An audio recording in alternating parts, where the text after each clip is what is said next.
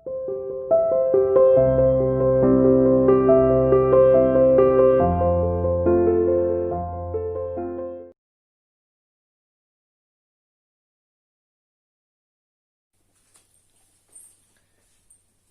बेटा, कक्षा 9वीं में हिंदी विषय में हमारा टॉपिक चल रहा है अलंकार। ठीक है, तो हम आज से पहले तक पढ़ चुके हैं अलंकार का शाब्दिक अर्थ, अलंकार की परिभाषा, अलंकार के भेद और उसके बाद शब्द अलंकार, उसके बाद शब्द अलंकार के भेद। तो हमने शब्द अलंकार के भेद पढ़ लिए। अनुप्रास, यमक,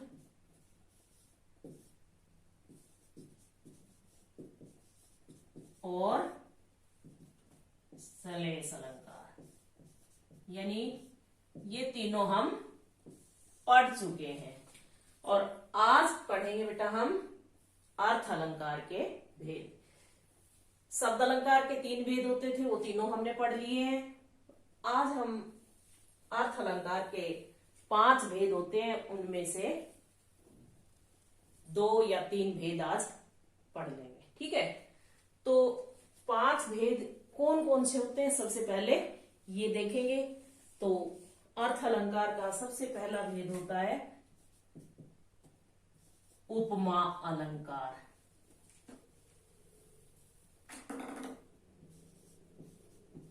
उपमा अलंकार। दूसरा होता है रूपक अलंकार। ठीक है, तीसरा होता है उत्प्रेक्षा अलंकार। उत्प्रेक्षा अलंकार। चौथा अतिशयोक्ति।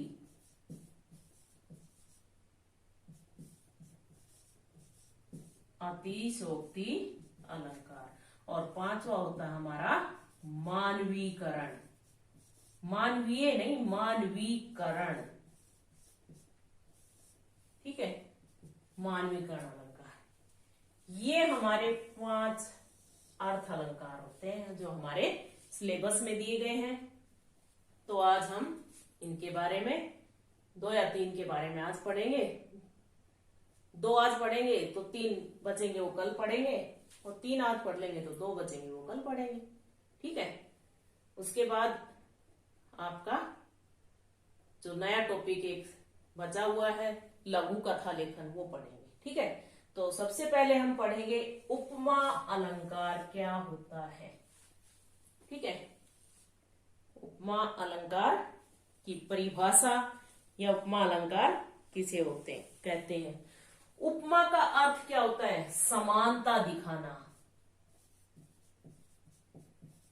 समानता दिखाना इसका अर्थ होता है। ये उपमा का अर्थ क्या होता है? समानता दिखाना। एक वस्तु का दूसरी वस्तु से कोई भी समानता करना या फिर दूसरी वस्तु से तुलना करना, तो वो क्या होता है? उपमा अलंकार। ठीक है, उपमा अलंकार में क्या होता है कि एक वस्तु का, एक परिभाषा देखिए आप, कि जहां रंग रूप आकृति या गुण, देखिए परिभाषा हम लिख ही लेते हैं, जहां रंग रूप आकृति या गुण की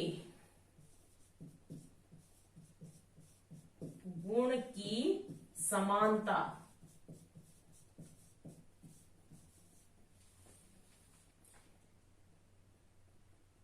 के कारण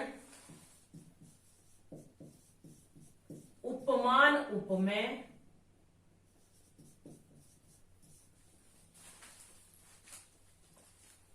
या उपमेय की लिखो, या उपमेय की उपमान से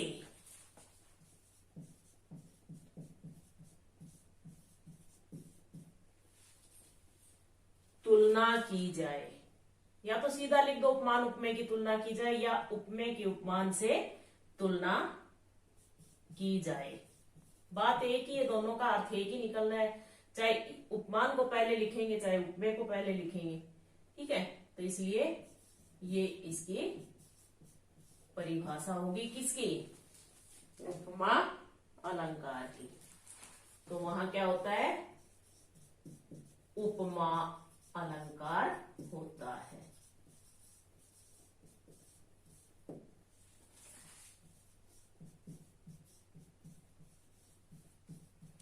मैंने आपको पहले जब पढ़ाया था उस समय लिखवाया भी था कि इसकी पहचान के कुछ शब्द होते हैं, जैसे सा, से, सी, सम, सदर्श, ये मैंने आपको नोटबुक में लिखवाए हुए हैं, तो एक बार वहां से आप देखकर याद कीजिए।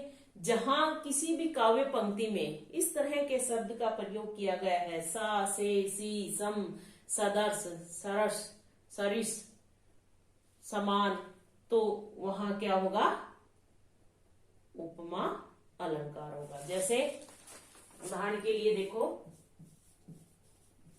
जैसे हाय फूल सी कोमल बच्ची,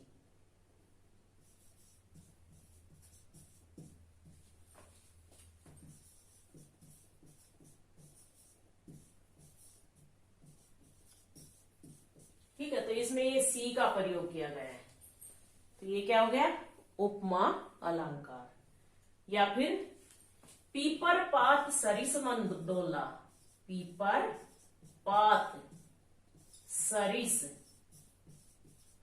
मन डोला, इसमें क्या आया, सरिस। ये सब मैंने आपको लिखवाए हुए हैं, उसमें से देख के, आप दोबारा लिखने की जरूरत नहीं बेटा, एक बार लिखवा दिया है, उसमें से देख के आप पढ़ सकते हैं इनको।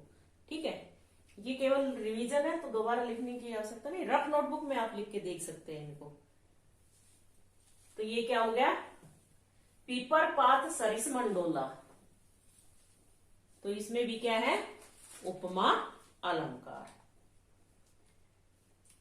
तब तो बहता जल शिला सा जम जाएगा, शिला सा, तो उसमें भी क्या होगा, उपमा अलंकार। मैंने आपको बहुत सारे अलंकार लिखवाए हुए हैं, उसमें आप कहीं से भी कुछ भी याद कर सकते हैं, सारे आसान है।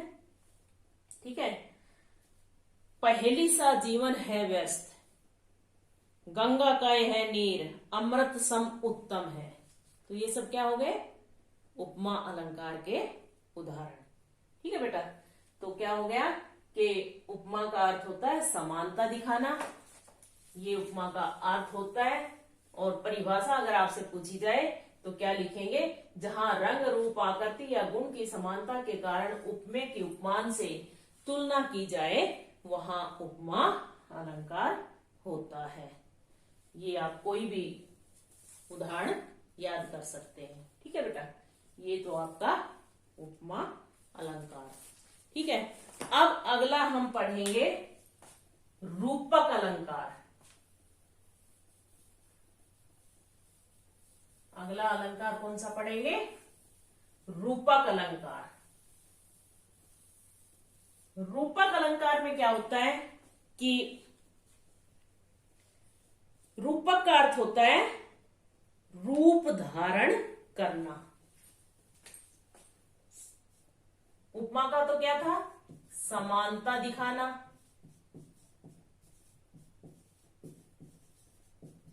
और रूपक का क्या होगा, रूप धारण करना।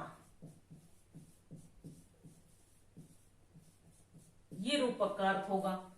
ठीक है, अब रूपक की परिभाषा कैसे होगी, जहां उपमेय उपमान का रूप धारण कर ले, जहां उपमेय उपमान का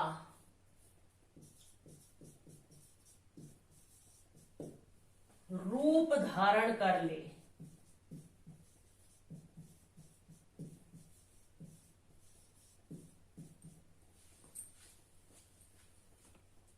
वहां रूपक अलंकार होता है।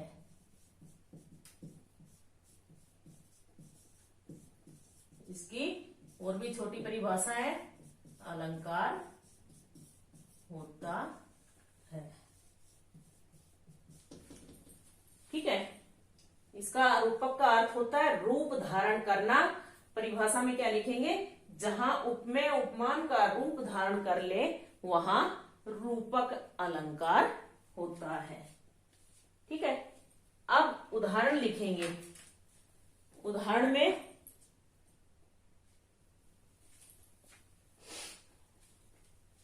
आए महंत बसंत, जैसे आए महंत बसंत। अब इसमें रूपक अलंकार भी है और मानवीकरण अलंकार भी है। कई बार क्या होता है, एक में ही दो दो अलंकार भी हो सकते हैं। ठीक है, तो इसलिए ये क्या हो गया, आए महंत बसंत, तो इसमें रूपक अलंकार है। या फिर मैया मैं तो चंद्र खिलौना ले हूं। दूसरा उदाहरण क्या लिखेंगे, मैया मैं तो चंद्र खिलौना ले हूं।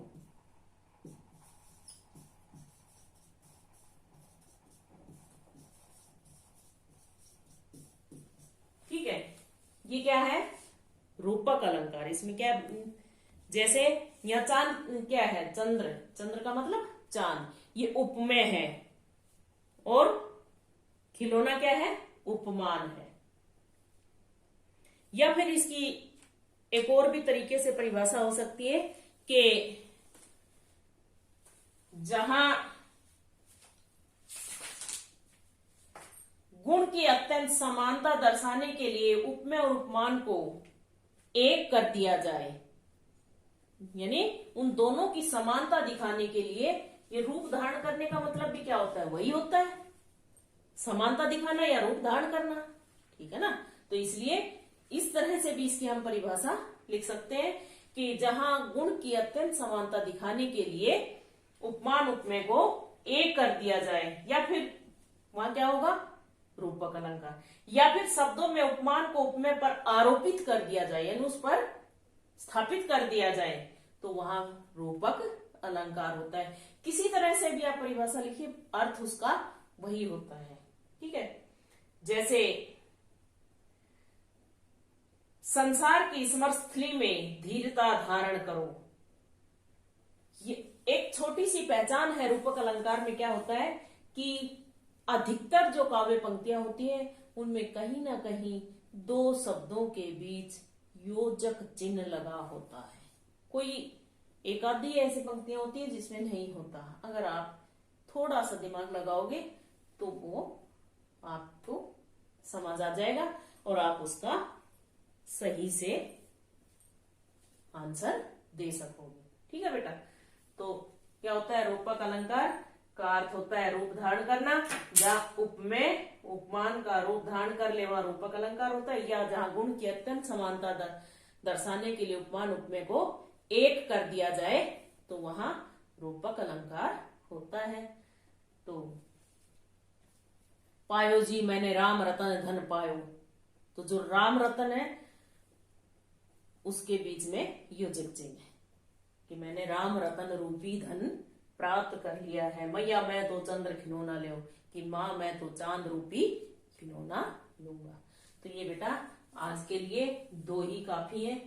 ठीक है, तो ये आज दो अलंकार आप पढ़ लीजिए, एक एक उदाहरण याद कीजिए, परिभाषा याद कीजिए। सभी अलंकार की परिभाषा आपको आनी चाहिए, सभी अलंकारों का एक एक उदाहरण भी आपको याद होना चाहिए। ठीक है बेटा, ओके बाय।